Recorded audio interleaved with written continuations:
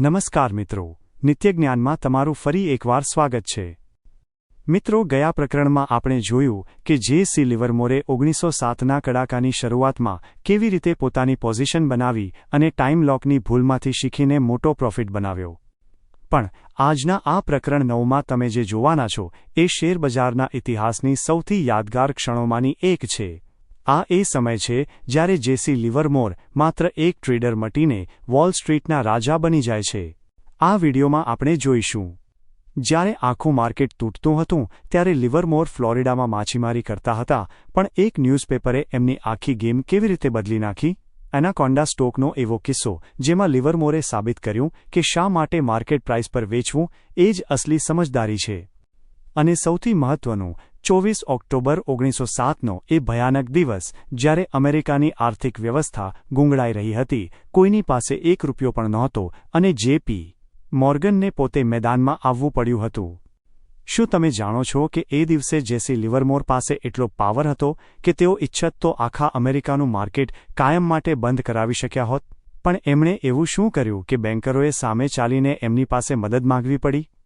આ પ્રકરણ આપણને શીખવશે કે જ્યારે તમે જનરલ કન્ડિશન્સને સમજી લો છો ત્યારે તમે માત્ર જુગાર નથી રમતા, પણ તમે માર્કેટના માસ્ટર બની જાઓ છો। જો તમે હજી સુધી આ સિરીઝના જૂના વિડીયો નથી જોયા તો ચોક્કસ જોઈ લેજો, અને જો તમે લિવરમોરની આ રોમાંચક સફરમાં અમારી સાથે જોડાવા માંગતા હોવ તો વિડીયોને અત્યારે જ લાઇક કરી દો અને ચેનલને સબસ્ક્રાઇબ કરવાનું ભૂલતા નહીં। તો ચાલો શરૂ કરીએ। પ્રકરણ 9, જ્યારે લિવરમોર બન્યા કિંગ ફોર અ ડે। હું ફ્લોરિડાના દરિયાકાંઠે ક્રૂઝિંગ કરી રહ્યો હતો। માછીમારી, ફિશિંગ પણ સરસ ચાલતી હતી। મારી પાસે કોઈ સ્ટોક્સ નહોતા, મન એકદમ શાંત હતું અને હું બહુ મજા કરી રહ્યો હતો। એક દિવસ પામ બીચ પાસે મારા થોડા મિત્રો મોટરબોટમાં મારી પાસે આવ્યા। એમાંથી એક મિત્ર ન્યૂઝપેપર સાથે લાવ્યો હતો। મેં ઘણા દિવસોથી પેપર જોયું નહોતું અને મને જોવાની કોઈ ઈચ્છા પણ નહોતી। મને કોઈ સમાચારમાં રસ નહોતો, પણ જ્યારે મેં એ પેપર પર નજર નાખી ત્યારે મેં જોયું કે માર્કેટમાં એક બહુ મોટી તેજી રેલી આવી હતી, 10 પોઈન્ટ કે તેથી પણ વધુ। મેં મારા મિત્રોને કીધું કે હું તેમની સાથે કિનારે આવીશ। મંદીના માર્કેટમાં વચ્ચે વચ્ચે આવી નાની તેજી આવવી સ્વાભાવિક હતી, પણ બેર માર્કેટ હજી પૂરું થયું નહોતું અને અહીં વોલ સ્ટ્રીટ અથવા પેલી ભોળી પબ્લિક કે પછી જીવ પર આવેલા તેજીવાળાઓ બુલ ઇન્ટરેસ્ટ્સ આર્થિક સ્થિતિને અવગણીને ભાવને કારણ વગર વધારી રહ્યા હતા। મારાથી આ સહન ન થયું। મારે માર્કેટ પર એક નજર નાખવી જ પડે એમ હતું। મને ખબર નહોતી કે હું શું કરીશ, પણ મને ખબર હતી કે અત્યારે મારે કોઈ પણ સંજોગોમાં કોટેશન બોર્ડ જોવું છે। મારા બ્રોકર્સ હાર્ડિંગ બ્રધર્સની એક બ્રાન્ચ પામ બીચમાં પણ હતી। જેવો હું ઓફિસમાં ગયો મને ઘણા ઓળખીતા લોકો મળ્યા। મોટાભાગના લોકો તેજીની વાતો કરતા હતા। આ એવા લોકો હતા જે ટેબ જોઈને ટ્રેડ કરે અને જેમને તરત રિઝલ્ટ જોઈએ। આવા ટ્રેડર્સ બહુ લાંબુ નથી વિચારતા અને એમની સ્ટાઇલમાં એની જરૂર પણ નથી હોતી।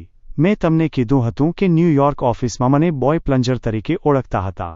લોકો હંમેશા કોઈની જીત કે એની પોઝિશનની સાઇઝને વધારીને જ કહેતા હોય છે। ઓફિસના લોકોએ સાંભળ્યું હતું કે મેં ન્યૂયોર્કમાં મંદી શોર્ટ સાઇડ કરીને બહુ મોટી કમાણી કરી છે, એટલે એમને આશા હતી કે હું ફરીથી શોર્ટ કરીશ। જો કે તેઓ પોતે એવું માનતા હતા કે તેજી હજી આગળ જશે, પણ એમને એમ હતું કે આ તેજી સામે લડવું એ જાણે મારી ફરજ છે। હું ફ્લોરિડામાં માછીમારી કરવા આવ્યો હતો। હું બહુ સ્ટ્રેસમાં હતો અને મારે રજાની જરૂર હતી, પણ જેવી મેં ભાવમાં આવેલી આ રિકવરી જોઈ મારી બધી જ રજાઓની જરૂરત ગાયબ થઈ ગઈ। મેં કિનારે આવતી વખતે વિચાર્યું નહોતું કે હું શું કરીશ, પણ હવે મને ખબર હતી કે મારે શેર વેચવા જ જોઈએ। હું સાચો હતો અને મારે એ વાત મારા જૂના અંદાજમાં એટલે કે પૈસા દ્વારા સાબિત કરવી હતી। આખા માર્કેટને વેચવું એ અત્યારે સમજદારીભર્યું અને નફાકારક કામ હતું। ક્વોટેશન બોર્ડ પર મેં પહેલી વસ્તુ એ જોઈ કે એનાકોન્ડાનો શેર 300ને પાર કરવાની તૈયારીમાં હતો। એ બહુ ઝડપથી ઉપર જઈ રહ્યો હતો અને દેખીતી રીતે એમાં કોઈ મોટું ગ્રુપ તેજી કરી રહ્યું હતું। મારી એક જૂની ટ્રેડિંગ થિયરી હતી કે જ્યારે કોઈ શેર પહેલીવાર 100, 200 કે 300ને પાર કરે ત્યારે ભાવ એ આંકડા પર અટકતો નથી પણ ઘણો ઉપર જાય છે। એટલે જો તમે એ લાઇન ક્રોસ થાય કે તરત ખરીદી કરો તો તમને ચોક્કસ નફો થાય। બીકણ લોકો નવા હાઈ રેકોર્ડ પર ખરીદતા ડરે છે, પણ મારી પાસે આવા મોમેન્ટ્સનો ઇતિહાસ હતો। એનાકોન્ડા ત્યારે ક્વાર્ટર સ્ટોક હતો, એટલે કે એના શેરની ફેસ વેલ્યુ પાર વેલ્યુ માત્ર $25 હતી। બીજા શેરના 100 શેરની સામે આના 400 શેર લેવા પડતા। મેં હિસાબ લગાવ્યો કે જો આ 300ને વટાવશે તો એ પલકવારમાં 340 સુધી પહોંચી જશે. યાદ રાખજો, હું મંદીમાં હતો, પણ હું એક ટેપ રીડિંગ ટ્રેડર પણ હતો. મને ખબર હતી કે જો એનાકોન્ડા મારા અંદાજ મુજબ ચાલશે તો એ બહુ ફાસ્ટ મૂવમેન્ટ આપશે. જે વસ્તુ ફાસ્ટ મૂવમેન્ટ આપે એ મને હંમેશા ગમે. મેં ધીરજ રાખતા અને સિટ ટાઇટ કરતા શીખી લીધું હતું, પણ મને પર્સનલી ઝડપી મૂવમેન્ટ્સ વધુ ગમતી.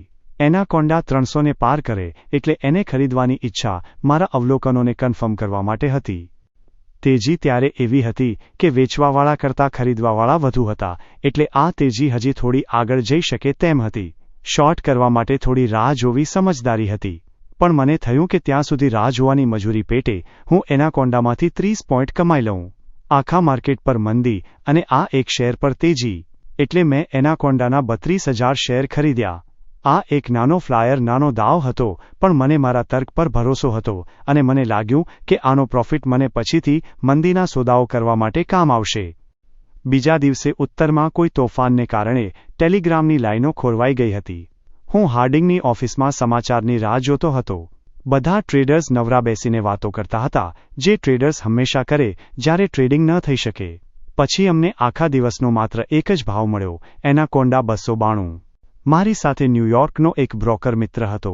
એને ખબર હતી કે મેં મોટી પોઝિશન લીધી છે અને મને શંકા છે કે એની પાસે પણ થોડા શેર હશે જ, કારણ કે જેવો 292નો ભાવ આવ્યો એને તો ફિટ્સ આવવા લાગ્યા. એને ખબર નહોતી કે એ જ સેકન્ડે ભાવ હજી 10 પોઈન્ટ નીચે ગયો હશે કે શું. એનાકોન્ડા જે રીતે ઉપર ગયો હતો એ જોતા 20 પોઈન્ટનો કડાકો આવવો એ કોઈ મોટી વાત નહોતી. પણ મેં એને કીધું, ચિંતા ન કર જોન, કાલે બધું ઠીક થઈ જશે. મને સાચે જ એવું લાગતું હતું, પણ એને મારી સામે જોઈને માથું ધૂણાવ્યું. એને બધું ખબર હોય એવો ડોળ કરતો હતો. હું હસ્યો અને ઓફિસમાં કોઈ નવા ભાવ આવે એની રાહ જોવા લાગ્યો. પણ ના, એ દિવસે બસ એ જ એક ભાવ મળ્યો, એનાકોન્ડા 292. એનો મતલબ હતો કે મને પેપર પર લગભગ $1 લાખ લોસ હતો. મારે ફાસ્ટ એક્શન જોઈતું હતું અને એ મને મળી રહ્યું હતું. બીજા દિવસે વાયરો ચાલુ થઈ ગયા અને ભાવ મળવા લાગ્યા. એનાકોન્ડા 298 પર ખુલ્યો અને 302.25 સુધી ગયો, પણ પછી તરત જ એ નરમ પડવા લાગ્યો. માર્કેટના બીજા શેર પણ હવે તેજીમાં હોય એવું લાગતું નહોતું. મેં નક્કી કર્યું કે જો એનાકોન્ડા પાછો 301 પર આવશે તો મારે આ આખી તેજીને ખોટી ફેક મૂવમેન્ટ ગણવી પડશે. જો આ સાચી તેજી હોત તો ભાવ અટક્યા વગર 310 સુધી જવો જોઈતો હતો. જો એને બદલે એ રિએક્શન આપે તો એનો અર્થ એ કે મારા અગાઉના દાખલાઓ અહીં કામ નથી કરી રહ્યા અને હું ખોટો છું. અને જ્યારે માણસ ખોટો હોય ત્યારે સાચું બનવાનો એક જ રસ્તો છે, ખોટા હોવાનું બંધ કરી દેવું. મેં 30 થી 40 પોઈન્ટની આશાએ શેર લીધા હતા, પણ આ મારી પહેલી કે છેલ્લી ભૂલ નહોતી. જેવી ધારણા હતી એમ જ એનાકોન્ડા 301 પર પાછો આવ્યો. જેવો એણે એ ભાવ ટચ કર્યો, હું છાનોમાનો ટેલિગ્રામ ઓપરેટર પાસે ગયો. એમની પાસે ન્યૂયોર્ક ઓફિસનો ડાયરેક્ટ વાયર હતો. મેં ધીમેથી કીધું, મારા બધા જ એનાકોન્ડા શેર વેચી નાખ. મારો અવાજ બહુ ધીમો હતો, કારણ કે હું નહોતો ઈચ્છતો કે બીજા કોઈને ખબર પડે કે હું શું કરી રહ્યો છું. ઓપરેટરે મારી સામે જોયું જાણે એને આઘાત લાગ્યો હોય, પણ મેં માથું હલાવ્યું અને કીધું, બધા જ. એણે પૂછ્યું, લિવિંગસ્ટન સાહેબ, શું સાચે જ માર્કેટ પ્રાઇસ પર વેચવા છે? એને ફાળ પડી કે રખેને મારા ઓર્ડરથી એને કોઈ નુકસાન ન થાય. પણ મેં કીધું, બસ વેચી નાખ, દલીલ ના કર. ઓફિસમાં 2 બ્લેક ભાઈઓ હતા, જીમ અને ઓલી. એ લોકો અમારાથી દૂર હતા, એટલે ઓપરેટર સાથેની મારી વાત એમને સંભળાય એમ નહોતી. એ લોકો શિકાગોના બહુ મોટા ટ્રેડર્સ હતા અને ઘઉં, વીટમાં બહુ મોટા દાવ ખેલતા અને અત્યારે ન્યૂયોર્ક સ્ટોક એક્સચેન્જમાં પણ મોટું કામ કરતા હતા. એ લોકો બહુ અમીર હતા અને મોટા ખેલાડી હતા. જેવો હું ઓપરેટર પાસેથી મારી સીટ પર પાછો ફર્યો, ઓલિવર બ્લેકે મારી સામે જોઈને સ્માઇલ કર્યું. એણે કીધું, લેરી, તને પસ્તાવો થશે. મેં ઊભા રહીને પૂછ્યું, કેમ? તારો કહેવાનો મતલબ શું છે? કાલે તારે આ શેર પાછા ખરીદવા પડશે. શું પાછું ખરીદવું પડશે? મેં પૂછ્યું. મેં ટેલિગ્રામ ઓપરેટર સિવાય કોઈને આ વાત કીધી નહોતી. એણે કીધું, એનાકોન્ડા, તારે 320ના ભાવે પાછા લેવા પડશે. લેરી, આ તે સારું ન કર્યું. અને એ ફરી હસ્યો. મેં ભોળા બનીને પૂછ્યું, શું સારું ન કર્યું? ઓલી બ્લેકે કીધું, તારા 8,000 એનાકોન્ડા શેર માર્કેટ પ્રાઇસ પર વેચવાનું, અને એ પણ જીત કરીને. મને ખબર હતી કે એ બહુ હોશિયાર હતો અને હંમેશા અંદરની ખબર ઇનસાઇડ ન્યૂઝ પર ટ્રેડ કરતો. પણ એને મારા સોદાની આટલી સચોટ ખબર કેવી રીતે પડી એ મને સમજાતું નહોતું. મને ખાતરી હતી કે ઓફિસે મારી વાત લીક નથી કરી. મેં પૂછ્યું, ઓલી, તને આ કેવી રીતે ખબર પડી? એ હસ્યો અને બોલ્યો, મને ચાર્લી ક્રેટ્ઝર ટેલિગ્રામ ઓપરેટર પાસેથી ખબર પડી. મેં કીધું, પણ એ તો પોતાની જગ્યાએથી હલ્યો પણ નથી. એણે ખડખડાટ હસતા કીધું, હું તારી અને એની ગુસપુસ તો નહોતો સાંભળી શકતો, પણ એ તારો જે મેસેજ ન્યૂયોર્ક મોકલી રહ્યો હતો એનો એકે એક શબ્દ મેં સાંભળ્યો છે. વર્ષો પહેલાં એક મેસેજની ભૂલને કારણે મારે બહુ માથાકૂટ થઈ હતી. ત્યારથી મેં ટેલિગ્રાફી કોડ લેંગ્વેજ શીખી લીધી છે. જ્યારે હું તારી જેમ મોઢેથી ઓર્ડર આપું ત્યારે મારે ખાતરી કરવી હોય છે કે ઓપરેટર એ જ મેસેજ મોકલે છે જે મેં આપ્યો છે. એટલે એ શું મોકલે છે એ હું સાંભળી શકું છું. પણ તું પસ્તાઈશ, આ શેર 500 પર જવાનો છે. મેં કીધું, ઓલી, આ વખતે તો નહીં જ. એણે મારી સામે જોયું અને કીધું, તું આ બાબતે બહુ કોન્ફિડન્ટ લાગે છે. હું નહીં, આ ટેપ બોલે છે, મેં કીધું. ત્યાં કોઈ ટીકર નહોતું એટલે કોઈ ટેપ પણ નહોતી, પણ એ સમજી ગયો કે હું શું કહેવા માંગતો હતો. એણે કીધું, મેં એવા પાગલો વિશે સાંભળ્યું છે જે ટેપમાં ભાવ જોવાને બદલે શેરોના આવવા જવાની ટાઈમટેબલ જુએ છે. પણ એવા લોકો તો પાગલખાનામાં હોય છે જ્યાં તેઓ પોતાની જાતને નુકસાન ન પહોંચાડે. મેં એને કોઈ જવાબ ન આપ્યો કારણ કે એ જ સમયે પેલા છોકરાએ મને મેમોરેન્ડમ આપ્યું. એમણે 5000 શેર 299.75ના ભાવે વેચી દીધા હતા. મને ખબર હતી કે અમારા ક્વોટેશન માર્કેટ કરતાં થોડા પાછળ હતા. પામ બીચના બોર્ડ પર જ્યારે મેં ઓર્ડર આપ્યો ત્યારે ભાવ 301 હતો.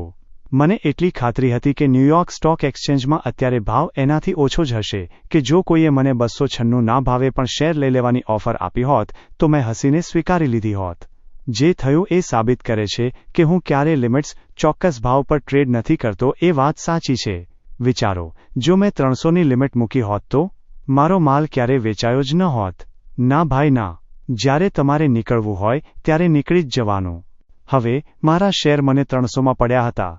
એમણે 500 શેર 299.75માં વેચ્યા, પછીના 1000 શેર 299.62માં, પછી 299.50, 299.37 અને 299.25માં વેચ્યા. મારો છેલ્લો સ્ટોક 298.75માં વેચાયો. હાર્ડિંગના સૌથી હોશિયાર ફ્લોરમેન ટ્રેડરને છેલ્લા 100 શેર વેચતા 15 મિનિટ લાગી કારણ કે એ લોકો માર્કેટને પૂરેપૂરું તોડી નાખવા નહોતા માંગતા. જેવો મારો છેલ્લો શેર વેચાયો એવો જ મેં એ કામ શરૂ કર્યું જેના માટે હું કિનારે આવ્યો હતો, એટલે કે શેર વેચવાનું, શોર્ટ સેલિંગ. મારે એ કરવું જ પડતું હતું. માર્કેટમાં આટલી મોટી તેજી આવ્યા પછી એ વેચવા માટે બૂમો પાડી રહ્યું હતું. લોકો ફરીથી તેજીની વાતો કરવા લાગ્યા હતા, પણ માર્કેટની ચાલ મને કહેતી હતી કે આ તેજી હવે પૂરી થઈ ગઈ છે. હવે વેચવું સેફ હતું, એમાં કોઈ વિચારવાની જરૂર નહોતી. બીજા દિવસે એનાકોન્ડા 296ની નીચે ખુલ્યો. ઓલિવર બ્લેક, જે 320નો ભાવ જોવાની આશાએ વહેલો આવી ગયો હતો, એ ઓપનિંગ ભાવ જોઈને હસવાનું ભૂલી ગયો. માર્કેટમાં એનાકોન્ડા માટે કોઈ ખરીદદાર જ નહોતા એવા સમાચાર આવ્યા. મને કન્ફર્મ થઈ ગયું કે હું સાચો છું. મારો વધતો જતો પેપર પ્રોફિટ મને દર કલાકે યાદ અપાવતો હતો કે હું સાચો છું. મેં બીજા પણ શેર વેચ્યા. બધું જ. આ એક બેર માર્કેટ હતું અને બધું જ નીચે જવાનું હતું. બીજા દિવસે શુક્રવાર હતો અને વોશિંગ્ટન બર્થડેની રજા હતી. હું ફ્લોરિડામાં રહીને માછીમારી નહોતો કરી શકતો કારણ કે મેં મારી કેપેસિટી મુજબ બહુ મોટી શોર્ટ પોઝિશન લીધી હતી. મારી જરૂર ન્યૂયોર્કમાં હતી. કોને મારી જરૂર હતી? મને પોતાને. પામ બીચ બહુ દૂર હતો અને ટેલિગ્રામમાં બહુ કિંમતી સમય બગડતો હતો. હું ન્યૂયોર્ક જવા નીકળ્યો. રસ્તામાં સેન્ટ ઓગસ્ટિનમાં ટ્રેનની રાહ જોતા 3 કલાક રોકાવું પડ્યું. ત્યાં એક બ્રોકરની ઓફિસ હતી, એટલે સ્વાભાવિક રીતે મારે માર્કેટ જોવું જ પડે. એનાકોન્ડા છેલ્લા ટ્રેડિંગ ડે કરતાં ઘણો નીચે ગયો હતો. હકીકતમાં એ વર્ષે કડાકો ન આવ્યો ત્યાં સુધી એ નીચે જ જતો રહ્યો. મેં ન્યૂયોર્ક આવીને 4 મહિના મંદીમાં ટ્રેડિંગ કર્યું. માર્કેટમાં વચ્ચે વચ્ચે તેજી આવતી હતી, એટલે હું પ્રોફિટ બુક કરતો, કવર્ડ અને ફરીથી વેચતો. હું મક્કમ થઈને બેસી નહોતો રહ્યો. યાદ રાખજો, મેં સાન ફ્રાન્સિસ્કોના ભૂકંપ વખતે કમાયેલા $3 લાખ પૂરેપૂરા ગુમાવ્યા હતા. હું સાચો હતો, છતાં કંગાળ થયો હતો. એટલે હવે હું સેફ રમી રહ્યો હતો. પૈસા બનાવવાની રીત એ છે કે એને ખિસ્સામાં મૂકવા. અને મોટો પૈસો ત્યારે જ બને જ્યારે તમે એકદમ સાચા ટાઈમ પર સાચા હોવ. આ બિઝનેસમાં માણસે થિયરી અને પ્રેક્ટિસ બંનેનો વિચાર કરવો પડે. એક સ્પેક્યુલેટર, સટ્ટાખોર, માત્ર ભણનાર સ્ટુડન્ટ ન હોવો જોઈએ, એણે પ્રેક્ટિકલ ખેલાડી પણ બનવું પડે. ઉનાળો આવતા માર્કેટ સુસ્ત થઈ ગયું. મને ખાતરી હતી કે નવેમ્બર-ડિસેમ્બર પહેલાં માર્કેટમાં કોઈ મોટી હલચલ નહીં થાય. બધા લોકો યુરોપ જઈ રહ્યા હતા, તો મને પણ થયું કે આ સારો વિચાર છે. મેં બધું ક્લીનઅપ કર્યું અને જ્યારે હું યુરોપ જવા નીકળ્યો ત્યારે મારી પાસે $7.50 લાખ વધુનું પ્રોફિટ હતું. મારા માટે આ બહુ મોટું બેલેન્સ હતું. હું ફ્રાન્સમાં મજા કરી રહ્યો હતો. મેં આ વેકેશન મહેનત કરીને કમાયું હતું. વોલ સ્ટ્રીટ એટલી દૂર હતી કે મેં એના વિશે વિચાર્યું પણ નહીં. મને માર્કેટની વાતો સાંભળવામાં કે ટ્રેડિંગ કરવામાં કોઈ રસ નહોતો. મારી પાસે એટલા પૈસા હતા કે હું આખું વેકેશન જલસા કરી શકું. એક દિવસ મેં પેરિસના પેપરમાં જોયું કે ન્યૂયોર્કમાં સ્મેલ્ટર્સ કંપનીએ એક્સ્ટ્રા ડિવિડન્ડ જાહેર કર્યું છે. એના કારણે શેરના ભાવ વધી ગયા અને આખું માર્કેટ મજબૂત રીતે પાછું ફર્યું. આ સમાચારથી બધું બદલાઈ ગયું. આનો સીધો અર્થ એ હતો કે તેજીવાળાઓ બુલ ક્લિક્સ હજી પણ પરિસ્થિતિ સામે અને સામાન્ય સમજણ કોમન સેન્સ સામે લડી રહ્યા હતા. એ લોકો જાણતા હતા કે તોફાન આવવાનું છે, એટલે પબ્લિકના માથે માલ પધરાવવા માટે અનલોડ તેઓ આવા ગતકડા કરી રહ્યા હતા. મને ખબર હતી કે આ મંદીના માર્કેટમાં આ બધી તેજીની ચાલ નિષ્ફળ જવાની છે. જેવી મેં એ વાત વાંચી, મને થયું કે હવે એક જ કામ કરવાનું છે, સ્મેલ્ટર્સને શોર્ટ સેલ કરવો. જાણે કંપનીના માલિકો મને ઘૂંટણીએ પડીને વિનંતી કરતા હતા કે આ શેર વેચી નાખો. આ તો પેલા બાળપણના પડકાર જેવું હતું કે હિંમત હોય તો આને વેચી જો. મેં કેબલ દ્વારા સ્મેલ્ટર્સ વેચવાના ઓર્ડર આપ્યા અને ન્યૂયોર્કના મિત્રોને પણ શોર્ટ કરવાની સલાહ આપી. જ્યારે બ્રોકરનો રિપોર્ટ આવ્યો ત્યારે મને ખબર પડી કે જે ભાવ મેં પેપરમાં જોયો હતો એનાથી 6 પોઈન્ટ નીચે મારો માલ વેચાયો હતો. આના પરથી ખબર પડે કે સ્થિતિ કેટલી નાજુક હતી. મારો પ્લાન હજી 3 અઠવાડિયા પછી ન્યૂયોર્ક જવાનો હતો, પણ મેં તરત જ પેરિસ પાછા જઈને બીજા જ દિવસની ફાસ્ટ બોટની ટિકિટ કરાવી લીધી અને ન્યૂયોર્ક પહોંચી ગયો. હું મારા પ્લાન કરતાં 1 મહિનો વહેલો ન્યૂયોર્ક આવી ગયો, કારણ કે માર્કેટ શોર્ટ કરવા માટે એ સૌથી બેસ્ટ જગ્યા હતી. મારી પાસે $5 લાખ રોકડા હતા. હું માત્ર મંદીવાળો બેરિશ હતો એટલે નહીં, પણ હું લોજિકલ હતો એટલે પાછો આવ્યો હતો. મેં વધુ શેર વેચ્યા. જેમ પૈસાની ખેંચ વધી તેમ વ્યાજના દરો વધ્યા અને શેરના ભાવ ઘટ્યા. મેં આ અગાઉથી જોઈ લીધું હતું. પહેલાં મારી આ આગમચેતીએ મને તોડ્યો હતો, પણ હવે હું સાચો હતો અને પ્રગતિ કરી રહ્યો હતો. પણ અસલી આનંદ એ વાતનો હતો કે એક ટ્રેડર તરીકે હવે હું સાચા રસ્તે હતો. હજી ઘણું શીખવાનું હતું, પણ મને ખબર હતી કે શું કરવું. હવે કોઈ અંધારામાં ફાંફા મારવાના નહોતા. ટેપ રીડિંગ મહત્વનું હતું, સાચા ટાઈમે શરૂઆત કરવી મહત્વની હતી અને પોતાની પોઝિશનને વળગી રહેવું, સ્ટિકિંગ ટુ યોર પોઝિશન પણ જરૂરી હતું. પણ મારી સૌથી મોટી શોધ એ હતી કે માણસે જનરલ કન્ડિશન્સ, માર્કેટની પરિસ્થિતિનો અભ્યાસ કરવો જોઈએ, જેથી તે આવનારી શક્યતાઓને પારખી શકે. ટૂંકમાં, હું શીખ્યો હતો કે મારે મારા પૈસા માટે મહેનત કરવી પડશે. હવે હું આંધળો જુગાર નહોતો રમી રહ્યો, પણ અભ્યાસ અને સ્પષ્ટ વિચારસરણીથી સફળતા મેળવી રહ્યો હતો. હું એ પણ સમજી ગયો હતો કે કોઈ પણ માણસ મૂર્ખામી ભર્યા સોદા, સકર પ્લેસથી બચી શકતો નથી અને એની સજા તો એને ભોગવવી જ પડે છે. અમારી ઓફિસે બહુ પૈસા કમાયા. મારા સોદાઓ એટલા સફળ હતા કે લોકો એની વાતો કરવા લાગ્યા. લોકો તો એમ કહેતા કે હું જ બધા શેરના ભાવ તોડી રહ્યો છું. અજાણ્યા લોકો આવીને મને અભિનંદન આપતા. એમને તો બસ એમાં જ નવાઈ લાગતી કે મેં કેટલા પૈસા કમાયા. કોઈ એ વાત નહોતું કરતું કે જ્યારે મેં પહેલા મંદીની વાત કરી હતી ત્યારે એ લોકો મને પાગલ સમજતા હતા. મેં આર્થિક મુસીબત આવવાની છે એ પહેલેથી જોઈ લીધું હતું. એ એમના માટે કંઈ નહોતું, પણ મારા બ્રોકરના ચોપડામાં જમા બાજુ ક્રેડિટ સાઇડ આંકડા વધ્યા એ જ એમના માટે મોટી સિદ્ધિ હતી. સપ્ટેમ્બરના અંત સુધીમાં તો મની માર્કેટ આખી દુનિયાને ચેતવણીઓ આપી રહ્યું હતું. પણ ચમત્કારની આશામાં લોકો હજી પણ પોતાનો માલ વેચતા નહોતા. ઓક્ટોબરના પહેલા અઠવાડિયામાં એક બ્રોકરે મને એવી વાત કીધી કે મને મારી નમ્રતા પર શરમ આવવા લાગી. તમને યાદ હશે કે શેરબજારમાં મની પોસ્ટ પાસે લોન લેવામાં આવતી હતી. જે બ્રોકરોએ બેંકને પૈસા પાછા આપવાના હોય એમને ખબર હોય કે એમને બીજા કેટલા પૈસા ઉછીના લેવા પડશે. બપોર વાગે વ્યાજનો દર નક્કી થતો. બધું જ ખુલ્લી રીતે થતું હતું. બપોરે 1:15 વાગ્યા પછી બ્રોકરોને ખબર પડતી કે એમની પાસે કેટલા રોકડા પૈસા છે અને એ પ્રમાણે તેઓ પૈસાની લે વેચ કરતા. ઓક્ટોબરની શરૂઆતમાં જ પેલો બ્રોકર જેની મેં વાત કરી હતી એણે મને કીધું કે હવે બ્રોકરો પાસે ધિરાણ આપવા માટે પૈસા હોય તો પણ તેઓ મની પોસ્ટ પાસે નહોતા જતા. એનું કારણ એ હતું કે અમુક મોટી કમિશન હાઉસના માણસો ત્યાં ટાંપીને બેઠા હતા કે જેવું કોઈ પૈસાની ઓફર કરે કે તરત જ ઝડપી લે. જો તમે જાહેરમાં પૈસા ઓફર કરો તો તમે આ પેઢીઓને લોન આપવાની ના ન પાડી શકો, કારણ કે એ લોકો સોલ્વન્ટ હતા અને એમનું કોલેટરલ પણ સારું હતું. પણ મેઇન પ્રોબ્લેમ એ હતો કે એકવાર જો આ પેઢીઓએ લોન લઈ લીધી પછી લેણદારને એ પૈસા પાછા મળવાની કોઈ આશા નહોતી. એ લોકો સીધું જ કહી દેતા કે અમારી પાસે અત્યારે પાછા આપવા માટે પૈસા નથી, અને લેણદારે મજબૂરીમાં એ લોન રિન્યૂ કરવી પડતી. એટલે જે સ્ટોક એક્સચેન્જ હાઉસ પાસે પૈસા હોય એ લોકો મની પોસ્ટ પર જવાને બદલે ફ્લોર પર જ પોતાના ખાસ મિત્રોને જઈને ધીમેથી કાનમાં પૂછતા, "સો જોઈએ છે?" જેનો મતલબ હતો, "શું તમારે $1,00,000 ઉછીના જોઈએ છે?" બેંકો વતી કામ કરતા મની બ્રોકરોએ પણ આ જ પદ્ધતિ અપનાવી લીધી હતી, અને મની પોસ્ટનું દૃશ્ય બહુ દયાજનક હતું. જરા વિચારો તો ખરા. એણે મને એ પણ કીધું કે ઓક્ટોબરના એ દિવસોમાં સ્ટોક એક્સચેન્જમાં એવી પરંપરા બની ગઈ હતી કે લોન લેનાર માણસ પોતે જ વ્યાજનો દર નક્કી કરતો. એ દર વર્ષે 100મી 150%ની વચ્ચે રહેતો. કદાચ લોન લેનારને જ રેટ નક્કી કરવા દઈને લેણદારને એવું લાગતું હશે કે પોતે બહુ વ્યાજખોર નથી, પણ તમે માની લેજો કે એને પણ એટલા જ પૈસા મળતા જેટલા બીજાને મળતા હતા. લેણદારને પણ ખબર હતી કે અત્યારે ઊંચા વ્યાજ વગર છૂટકો નથી. એ બસ પૈસા મળી જાય એ વાતથી જ ખુશ હતો. પરિસ્થિતિ દિવસે ને દિવસે ખરાબ થતી ગઈ. અંતે તેજીવાળાઓ, આશાવાદીઓ અને પેલા મૃગજળ પાછળ દોડનારા લોકો માટે હિસાબનો એ ભયાનક દિવસ આવી ગયો. જે લોકો શરૂઆતમાં નાનો લોસ સહન કરવા તૈયાર નહોતા એ લોકો હવે એનેસ્થેસિયા વગર આખું અંગ કપાવવા જેવું દર્દ સહન કરવાના હતા. એ દિવસ હું ક્યારેય નહીં ભૂલું. 24 ઓક્ટોબર 1907. સવારથી જ એવા રિપોર્ટ્સ આવતા હતા કે લોન લેનારાઓએ લેણદાર જે માંગે એ વ્યાજ આપવું પડશે. માર્કેટમાં બધાને પૂરા પડે એટલા પૈસા જ નહોતા. એ દિવસે મની પોસ્ટ પાસે ભીડ પહેલા કરતાં ઘણી વધારે હતી.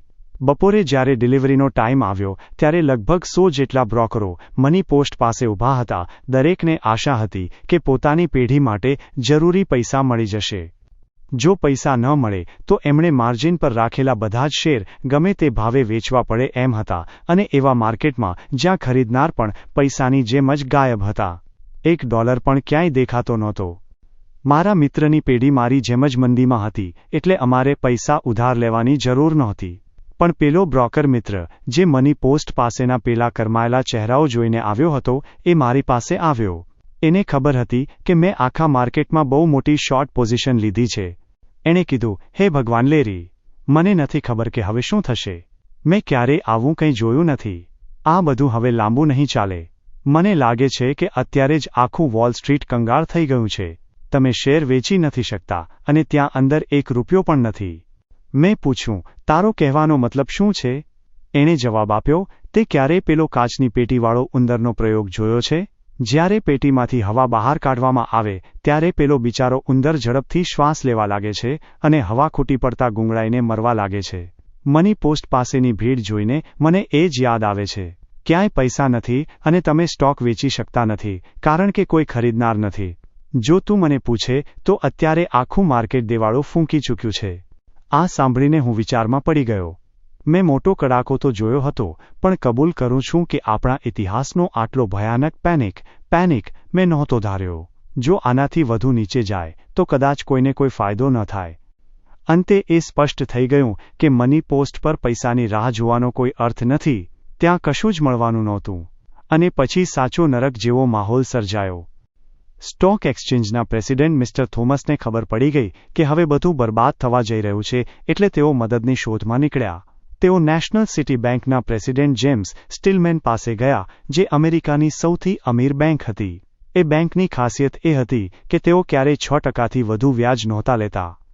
સ્ટિલમેને બધી વાત સાંભળી અને પછી કીધું, "મિસ્ટર થોમસ, આપણે આ બાબતે મિસ્ટર મોર્ગન પાસે જવું પડશે."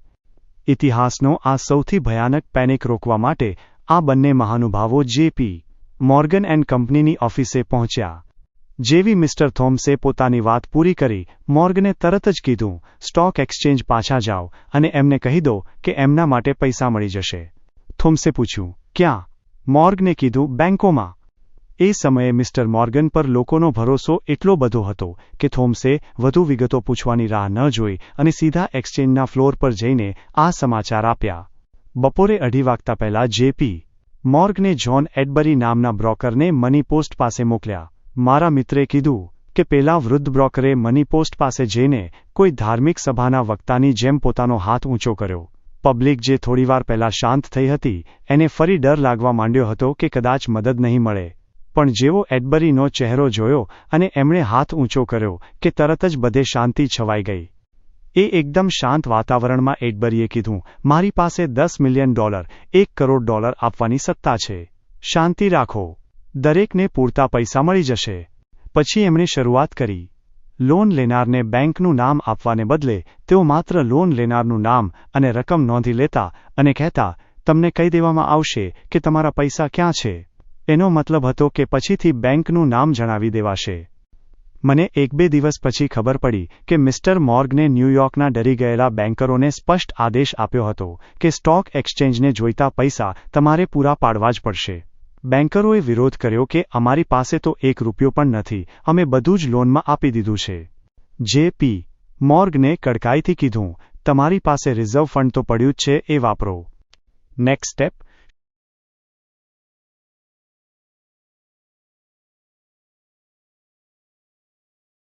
બેન્કરોએ બૂમો પાડી કે પણ અમે તો લીગલ લિમિટની પણ નીચે છીએ. જે.પી. મોર્ગને કડકાઈથી કીધું, તેનો ઉપયોગ કરો. રિઝર્વ ફંડ એના માટે જ હોય છે. અને બેન્કોએ આદેશ માન્યો અને લગભગ $20 મિલિયન રિઝર્વ ફંડમાંથી કાઢ્યા. એણે સ્ટોક માર્કેટને બચાવી લીધું. બેન્કોનું પેનિક તો એના પછીના અઠવાડિયે આવ્યું. જે.પી. મોર્ગન સાચા મરદ હતા. એમના જેવું મોટું ગજુ કોઈનું નથી. મારા સ્ટોક ઓપરેટર તરીકેના જીવનમાં જો મને કોઈ દિવસ સૌથી વધુ યાદ હોય તો એ આ દિવસ હતો. એ દિવસે મારી કમાણી $1 મિલિયન, $10 લાખ ને વટાવી ગઈ હતી. એ મારી પહેલી ચોક્કસ પ્લાનિંગ સાથેની ટ્રેડિંગ કેમ્પેઇનનો સફળ અંત હતો.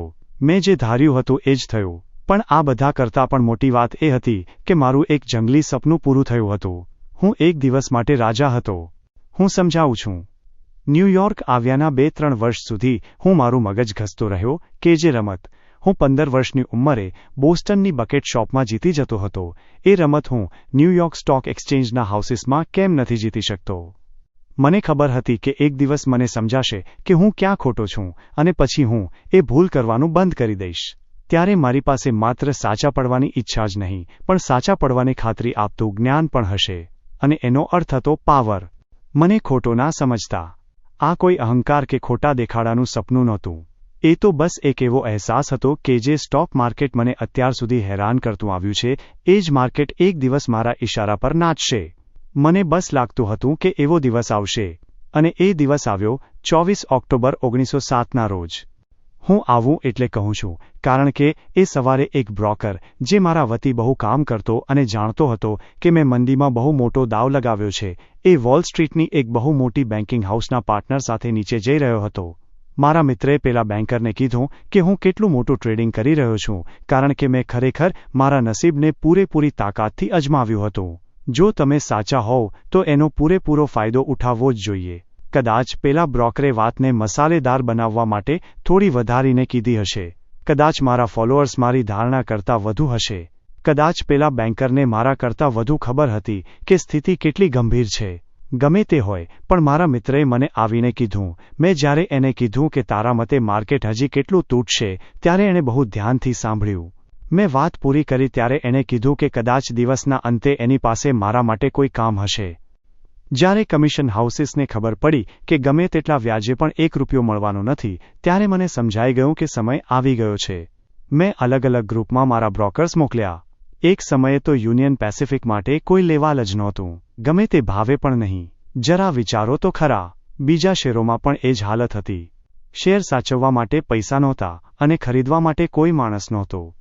મારી પાસે પેપર પર બહુ મોટો પ્રોફિટ હતો અને મને ખાતરી હતી કે જો મારે ભાવને હજી તોડવા હોય તો મારે બસ યુનિયન પેસિફિક અને બીજા 5-6 સારા ડિવિડન્ડ આપતા શેરોમાં 10થી 10,000 શેર વેચવાના ઓર્ડર આપવાના હતા અને પછી તો સાચું નરક જોવા મળત.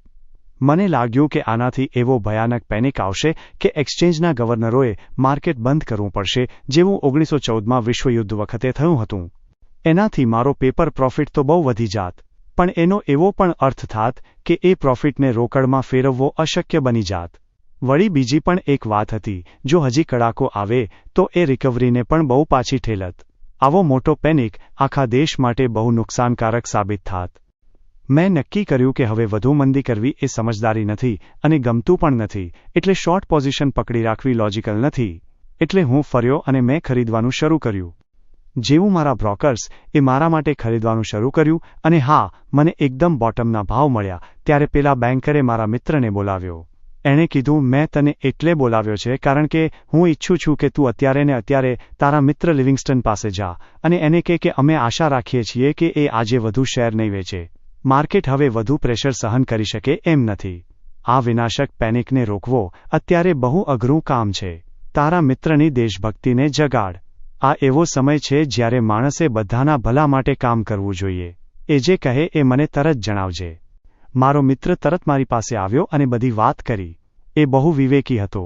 કદાચ એને લાગ્યું હશે કે માર્કેટ તોડવાનો પ્લાન બનાવીને બેઠેલા માણસને આવી વિનંતી કરવી એટલે $10 મિલિયન કમાવવાનો મોકો જતો કરવા જેવું છે. એને ખબર હતી કે પેલા મોટા ગજાના લોકો પ્રત્યે મને ગુસ્સો હતો, કારણ કે એ લોકો જાણતા હોવા છતાં પબ્લિકને માલ પધરાવવાની કોશિશ કરતા હતા.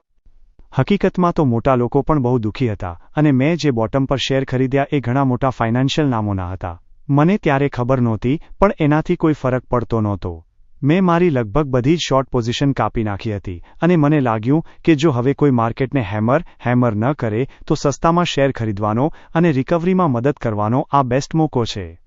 મેં મારા મિત્રને કીધું, જા અને મિસ્ટર બ્લેન્કને કહે કે હું એમની સાથે સહમત છું અને એમના કહેવા પહેલાં જ મને આ ગંભીરતા સમજાઈ ગઈ હતી. હું આજે વધુ શેર નહીં વેચું એટલું જ નહીં, પણ હું જેટલા બને એટલા શેર ખરીદીશ પણ ખરો. અને મેં મારું વચન પાળ્યું. મેં એ દિવસે 1 લાખ શેર ખરીદ્યા. પછીના 9 મહિના સુધી મેં એક પણ શેર શોર્ટ ન કર્યો. એટલે જ મેં મિત્રોને કીધું હતું કે મારું સપનું પૂરું થયું અને હું એક પળ માટે રાજા હતો. એ દિવસે એક સમયે સ્ટોક માર્કેટ એવા કોઈપણ માણસની દયા પર હતું જે એને તોડવા માંગતું હોય. મને કોઈ મોટા હોવાના વહેમ નથી. હકીકતમાં તો તમને ખબર છે કે જ્યારે લોકો મારા પર માર્કેટ તોડવાના ખોટા આરોપો લગાવે છે ત્યારે મને કેવું લાગે છે. હું એમાંથી બહુ સારી રીતે બહાર આવ્યો. ન્યૂઝપેપર્સે લખ્યું કે લેરી લિવિંગસ્ટન એટલે કે બોય પ્લન્જર કરોડો કમાયા છે. ખેર, એ દિવસે માર્કેટ બંધ થયું ત્યારે મારી નેટવર્થ $1 મિલિયન વધુ હતી. પણ મારી સૌથી મોટી કમાણી ડોલરમાં નહીં, પણ એ પાયાની વાતોમાં હતી. હું સાચો હતો. મેં ભવિષ્ય જોયું હતું અને એક સ્પષ્ટ પ્લાન ફોલો કર્યો હતો. મેં શીખી લીધું હતું કે મોટો પૈસો બનાવવા માટે માણસે શું કરવું જોઈએ.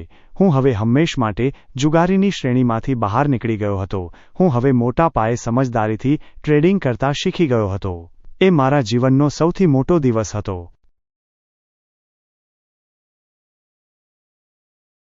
તો મિત્રો, આ હતું પ્રકરણ 9.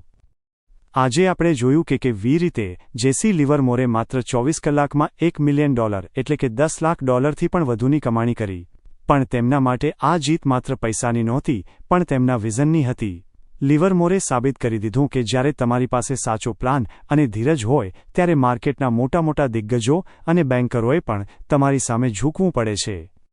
આજે આપણે એ પણ શીખ્યા કે એક સફળ ટ્રેડર બનવા માટે તમારે જનરલ કન્ડિશન્સ એટલે કે દેશની આર્થિક સ્થિતિ અને માર્કેટના સાયકોલોજીકલ ટ્રેન્ડને સમજવો કેટલો જરૂરી છે.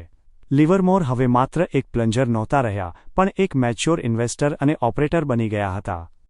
મિત્રો, જો તમે પણ લિવરમોરની જેમ પ્રોફેશનલ ટ્રેડિંગ કરવા માંગતા હોવ તો તમારી પાસે એક એવું પ્લેટફોર્મ હોવું જોઈએ જે તમને ફાસ્ટ એક્ઝિક્યુશન આપે. જો તમે ઇન્વેસ્ટમેન્ટ અને ટ્રેડિંગ માટે બેસ્ટ ફીચર્સ ઈચ્છતા હોવ તો ધાન એપ એક શાનદાર ઓપ્શન છે. અને જો તમે ઝીરો બ્રોકરેજનો ફાયદો ઉઠાવીને તમારા પ્રોફિટને વધારવા માંગતા હોવ તો કોટક નિયોનો ઉપયોગ કરી શકો છો. ડિસ્ક્રિપ્શનમાં આપેલી લિંક પરથી આજે જ તમારું ફ્રી ડીમેટ એકાઉન્ટ ઓપન કરો. તમારી એક નાનકડી ક્લિક નિત્યજ્ઞાન ચેનલને સપોર્ટ કરવામાં બહુ મોટો ભાગ ભજવશે અને અમને આવું જ વ્યૂએબલ કન્ટેન્ટ લાવવા માટે મોટિવેટ કરશે. તમને આ ચેપ્ટરનો કયો ભાગ સૌથી વધુ ગમ્યો? પેલી મની પોસ્ટવાળી વાત કે જેપી મોર્ગનની એન્ટ્રી? મને કોમેન્ટમાં ચોક્કસ જણાવજો. જો વિડિયો પસંદ આવ્યો હોય તો લાઇક કરજો અને તમારા ટ્રેડર મિત્રો સાથે આ વિડિયો શેર કરવાનું બિલકુલ ના ભૂલતા. હવે પછીના પ્રકરણ 10માં લિવરમોરના જીવનમાં એક નવો વળાંક આવવાનો છે. જ્યારે એક માણસ પાસે આટલી મોટી સંપત્તિ આવી જાય ત્યારે દુનિયા એની સાથે કેવો વ્યવહાર કરે છે એ આપણે આવનારા વિડિયોમાં જોઈશું. ચેનલને સબસ્ક્રાઇબ કરી લો અને બેલ આઇકન દબાવી દેજો જેથી પ્રકરણ 10ની અપડેટ તમને તરત મળી જાય. મળીએ છીએ બહુ જલ્દી. ત્યાં સુધી શીખતા રહો અને સમજદારીથી ટ્રેડિંગ કરતા રહો. આભાર.